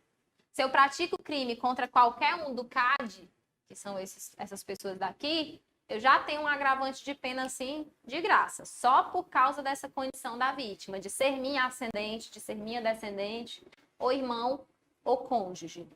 Ok, então, se matando o Leonel, de 59 anos, pai dele, pai do autor, ele responderia por homicídio mais a agravante do artigo 61, 2, a linha E do CP. Ele responderia assim, é exatamente assim que ele vai responder se ele mata uma pessoa diferente por engano. Qual é a lógica disso? É punir o dolo do agente. Mesmo que ele não tenha se consumado, mas foi um dolo nocivo, tanto que até gerou um engano e matou uma pessoa diferente. Então, eu puno essa vontade que ele teve aqui. Ele responde como se tivesse atingido a pessoa certa. Então, nos itens, eu pensei que eu estava com o negócio aqui. O erro é sobre a pessoa ou na execução? Se a questão fala em confundir uma pessoa com a outra, pela aparência, por onde ela deveria estar, etc., aí a gente vai ter erro sobre a pessoa. Agora, se o erro é no disparo, a pessoa não tem uma pontaria muito boa, ou não sabe disparar muito bem, aprendeu a disparar, assim, recentemente não sabe muito bem o traquejo da arma de fogo, erro na execução. Vamos lá. Já que é erro sobre a pessoa, eu tenho a alternativa A e tenho a alternativa B. A alternativa A diz que é erro sobre a pessoa, considerando a agravante de crime contra a ascendente, mas não a causa de aumento em razão da idade da vítima. Tá certo. Prof, que causa de aumento é essa em razão da idade da vítima? Todo homicídio e toda lesão corporal, se for praticado contra uma pessoa que é menor de 14 anos ou maior de 60, vai ter 1/3 a mais na pena de aumento. Maior de 60. Como ele tem 70, aí é mais de 60. Lá no artigo 121, parágrafo 4º. Então, considera-se agravante de crime contra ascendente, mas não a causa de aumento em razão da idade da vítima. Sim, não se admite porque o pai tem 59 anos e não 60, né? Se ele tivesse, se aplicava tanto para um quanto para o outro. A alternativa correta, então, alternativa A. A B diz que é erro sobre a pessoa, considerando a causa de aumento em razão da idade da vítima, mas não a agravante de crime contra a ascendente. Já está errada, porque se eu respondo como se tivesse praticado o crime contra a vítima pretendida, então se aplicaria sim a agravante de crime contra ascendente. C fala que é erro na execução e a C e a D só por isso já estão erradas. 13. Já começando aqui teoria da pena. Mateus organizou uma festa para comemorar o seu aniversário de 20 anos. Acompanhado de seus amigos, começou a participar de brincadeiras em que a consequência era beber copos de cerveja, o que acabou por gerar uma embriaguez que não era pretendida. Alterado em razão da grande quantidade de bebida que ingeriu, Mateus, mediante grave ameaça, subtraiu em comunhão de ações e desígnios com 2 amigos o veículo de Maria, restringindo a liberdade da vítima por cerca de 40 minutos. Então, a gente já tem aqui um roubo majorado. Se vocês quiserem anotar, é o artigo 157, parágrafo 2º, inciso 5. Que é quando a 157, parágrafo 2º, inciso V, inciso 5. Descobertos os fatos, Mateus foi denunciado pela prática do crime de roubo duplamente majorado, pelo concurso de agentes e a restrição da liberdade da vítima. O concurso de agentes é o inciso 2. Vindo a confessar integralmente os fatos em audiência, com detalhes até mesmo não expostos pela vítima. Após a juntada da folha de antecedentes criminais, demonstrando que Mateus era reincidente em razão de condenação anterior pela prática do crime de furto, o Ministério Público, como fiscal da lei e com base na jurisprudência do Superior Tribunal de Justiça, ao tratar da pena em alegações finais, poderá requerer o quê? Vamos lá. Uma por uma para a gente ver o que está certo e o que está errado. A alternativa A diz assim: o aumento da pena na terceira fase do processo dosimétrico em fração superior ao mínimo permitido, com base exclusivamente na quantidade de majorantes. Anota aí a súmula, se eu não me engano, é a 443 do STJ.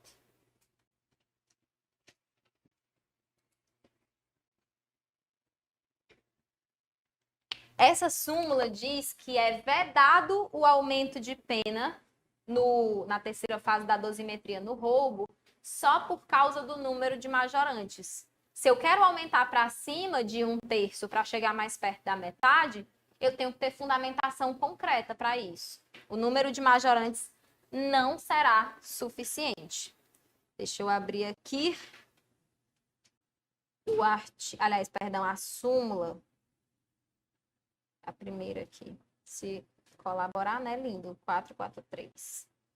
O aumento na terceira fase de aplicação da pena no crime de roubo circunstanciado, também é chamado roubo majorado assim, circunstanciado, exige fundamentação concreta, não sendo suficiente para a sua exasperação a mera indicação do número de majorantes. Aí tem a B, o reconhecimento das atenuantes da menoridade relativa e da confissão espontânea, permitindo a aplicação da pena intermediária abaixo do mínimo legal. Devagar, vamos lá. Pode pedir o reconhecimento da menoridade relativa? Pode. E o que é isso, prof?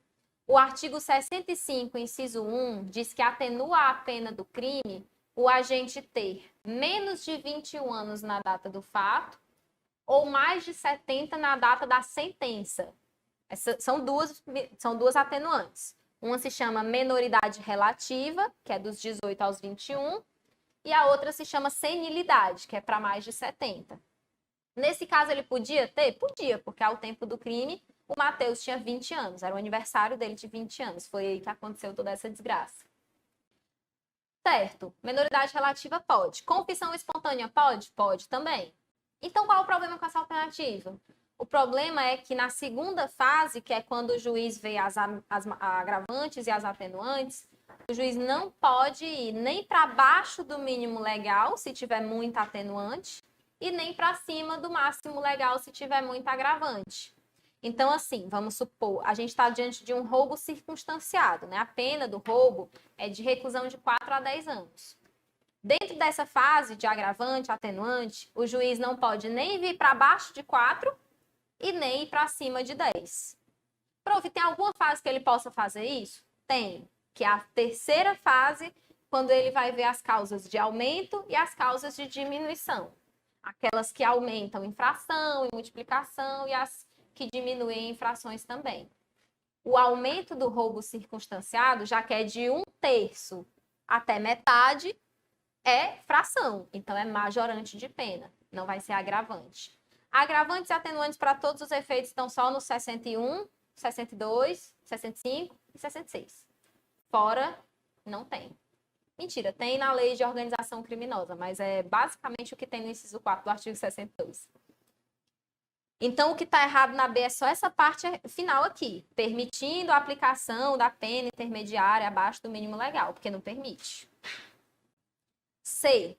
A compensação da atenuante da confissão com a agravante da reincidência. Pode marcar que está certo. É o entendimento jurisprudencial tranquilo, pacífico, que se ao mesmo tempo, no mesmo processo, o agente é reincidente, mas ele confessa, eu posso compensar essa agravante da reincidência com a atenuante da confissão. Significa que o juiz nem aumenta nem diminui, elas se compensam e fica no 0 a 0. E a D fala o aumento da pena base em razão da restrição da liberdade da vítima. Como a restrição da liberdade da vítima é uma majorante, então ela vai ser contabilizada lá na terceira fase mesmo, quando o juiz estiver vendo se ele vai aplicar de 1/3 até a metade. Então, alternativa C, pode falar, amor. 65, inciso 1. Tanto a menoridade como a senilidade. 14. Oswaldo foi condenado pela prática do crime de estelionato. Ao aplicar a pena, o magistrado majorou a pena base, indicando entre as circunstâncias judiciais previstas no artigo 59 do Código Penal Brasileiro os antecedentes de Oswaldo. Para tanto, o magistrado observou que a folha de antecedentes criminais de Oswaldo trazia 5 anotações, entre elas uma condenação não transitada em julgado pela prática do crime de falsidade ideológica. As demais anotações referiam-se a inquéritos em andamento, inquéritos policiais em andamento para apuração da suposta prática do crime de estelionato. Quanto à decisão do magistrado, é correto afirmar que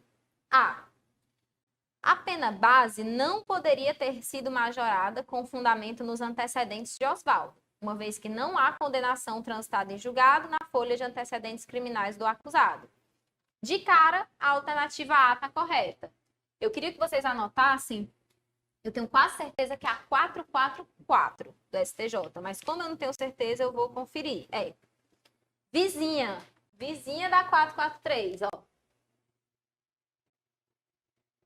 Súmula 444 do STJ. Ela diz que é vedada a utilização de inquéritos policiais e ações penais em curso para aumentar a pena base. Porque já que eu estou falando de antecedentes, tem aquele princípiozinho, né, da presunção de inocência. Se os inquéritos estão em curso, se as ações penais ainda estão rolando, ainda vão dizer se eu fui mesmo culpada por todos esses fatos. Isso já não pode ser considerado ainda, nesse ponto aqui, não pode ser considerado maus antecedentes ainda. Então, a A já é o gabarito, mas vamos ver as outras. B. A pena base foi majorada corretamente, uma vez que algumas anotações constantes da folha de antecedentes criminais de Oswaldo se referem ao crime de estelionato. Errada. A pena base foi majorada de forma incorreta, inclusive vedada pelo STJ. C. A pena base foi majorada corretamente, uma vez que há condenação, ainda que não transitada em julgado, na folha de antecedentes criminais de Oswaldo. Para gerar algum tipo de reflexo negativo para mim, reincidência ou maus antecedentes, tem que ter trânsito em julgado. Então, a C também está errada. E D, a pena base poderia ter sido majorada caso a condenação constante das folhas de antecedentes criminais de Oswaldo dissesse respeito ao crime de estelionato. Não. Só se essa condenação tivesse transitado em julgado antes daquele agente ter praticado o delito. D está errado também. E para encerrar por hoje, questão de número 15, diz o seguinte. Lúcio, reincidente em razão de condenação definitiva anterior pela prática de crime de uso de documento falso, foi denunciado pela suposta prática de 2 crimes de furto simples tentados, em concurso formal. Encerrada a instrução, após confissão do réu em interrogatório e estando o processo com o juiz para a sentença, Lúcio procura o defensor público para esclarecimentos acerca do processo dosimétrico e da forma como será executada a pena no caso de procedência da pretensão punitiva, esclarecendo que os fatos ocorreram 2 anos antes e que atualmente encontra-se casado, com filho bebê e trabalhando com carteira assinada. Considerando apenas as informações expostas na oportunidade, deverá ser esclarecido por sua defesa técnica que a. O aumento da pena em razão do concurso formal de crimes deve ocorrer antes da redução realizada pela tentativa. E a definição do quantum a ser majorado, em razão dessa causa de aumento, deverá ter por base as circunstâncias judiciais do artigo 59 do Código Penal. Vamos lá, né? Devagar. Quando ele fala o aumento da pena em razão do concurso formal de crimes deve ocorrer antes da redução realizada pela tentativa, eu já sei que é mentira. Porque o concurso formal de crimes aumenta de fração, né? É de 1/6 até a metade. E a tentativa também reduz em fração, 1/3 a 2/3. Então, eles vão ser analisados na mesma hora, na terceira fase. Terceira fase eu considero majorantes e minorantes, causa de aumento, causa de diminuição. Então, vai ser na mesma hora. Na B, aliás, perdão, na parte final aqui da alternativa A, fala que a definição do quantum a ser majorado em razão dessa causa de aumento deve ter por base as circunstâncias judiciais do artigo 59. Mentira, é a quantidade de infrações que ele praticou. Isso eu disse na aula teórica, né? Botei até aquele quadrinho pra gente. Eu falei que se forem, é de 1/6 até a metade. Então, o mínimo para ser concurso é 2, então a gente começa por 2 infrações da menor fração possível. Então, se ele pratica 2 infrações, eu aumento de 1/6. Se ele pratica 3, eu aumento mais um pouquinho, 1/5. 4, 1/4. 5, 1/3. E 6 ou mais, a metade, que é o máximo que pode ser aumentado. É só lembrar daquele negócio, né? Aumentou o número de infrações, diminui o número debaixo da fração. 2 infrações. É 1/6 até a metade, certo? Que eu preciso aumentar. Então, eu começo do mais baixo e vou subindo. 2 infrações aumentam de 1/6. E se forem 3 infrações? 3 infrações, quando eu aumento fração, eu sei que esse número de baixo é menor. Porque 1/6 é menor do que 1/2, que é a metade. Então, eu diminuo aqui. Aumentei aqui, diminuo o número de baixo. Então, se eu aumentei para 3 infrações, eu baixo 1. 1/5. 4 infrações. 1/4.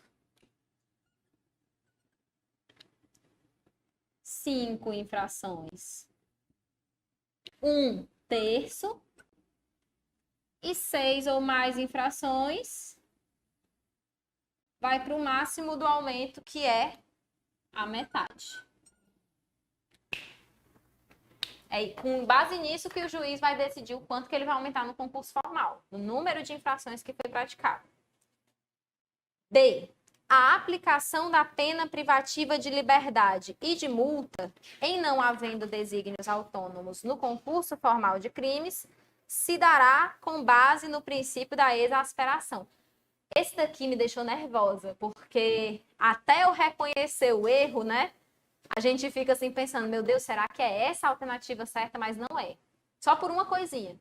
O artigo 72 fala que as multas no concurso de crimes são aplicadas integralmente.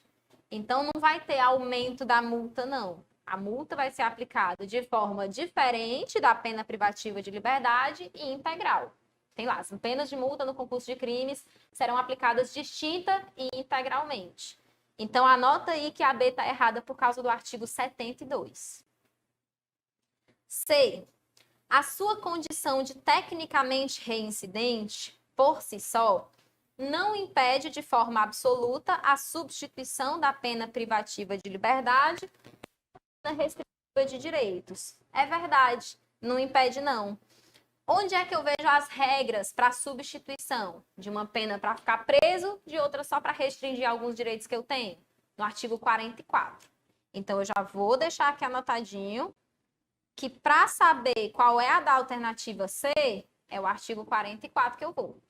Sobre o agente que é reincidente, o artigo 44, lá no parágrafo 3º, diz assim: um dos requisitos é ele não ser reincidente em crime doloso, certo?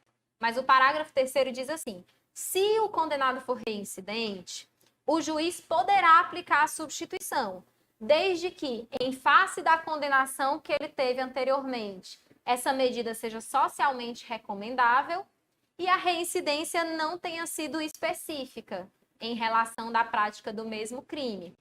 Antes, ele praticou um crime de uso de documento falso e agora ele está sendo punido por 2 furtos simples tentados, né?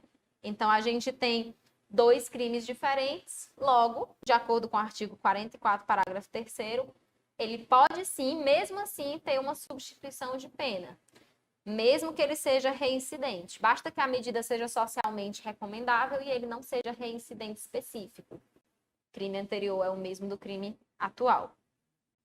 E para terminar, a D diz o seguinte: a presença de uma circunstância agravante e de uma causa de diminuição da pena faz com que o juiz deva compensá-las na segunda fase do processo dosimétrico. Não. Causas de circunstância de aumento e uma causa de diminuição são analisadas em momentos diferentes, né? A agravante vai ser analisada na segunda fase e a causa de diminuição de pena na terceira. Então, o juiz não mistura as duas, não. Cada uma vai ser no seu espacinho, cada uma vai ser na sua fase. Tranquilo, bonitos? Então, por hoje, nós vamos ficando por aqui. Mas eu acho que já a próxima semana a gente tem a continuação desses capítulos aqui que nós abrimos hoje.